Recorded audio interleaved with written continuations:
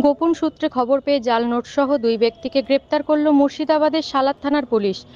গতকাল রাত্রে পুলিশি টহলদারি চলার সময় আনুমানিক রাত ১টা নাগাদ কান্দি কাটোয়া সড়কের শালিন্দা এলাকায় দুই ব্যক্তিকে তল্লাশি চালিয়ে তাদের একজনের কাছে ১৩,০০০ এবং অপরজনের কাছে ৯,০০০ টাকার জাল নোট উদ্ধার করে পুলিশ এবং তারপরেই ধৃতদের গ্রেপ্তার করে সালাদ থানার পুলিশ। পুলিশ জানিয়েছে, ধৃতদের নাম মফিজুল শেখ ও কাজু শেখ। ধৃতরা কান্দি থানার যশোহরি ও চৈতন্যপুর গ্রাম বাসিন্দা।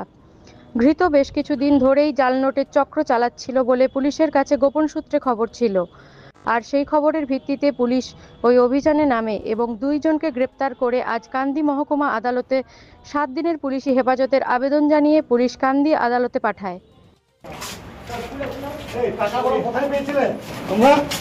কোথায় টাকা পাবো স্যার? কোথায় টাকা কোথায় নিয়ে যাচ্ছিলে? কোথায় নিয়ে যাচ্ছিলে?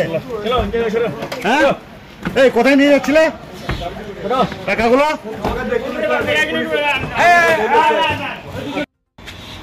টাকা কোথায় পেলে?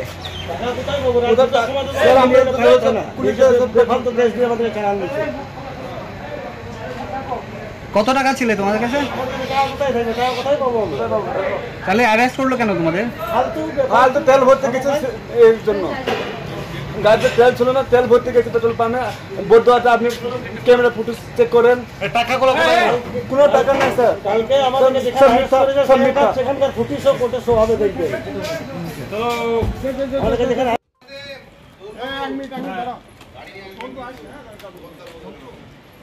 আগে যাস না রে, শোনায় না গাড়ি ওখানে পাবো, দেখতে হবে এইখান থেকে গাড়িগুলো নিয়ে থেকে।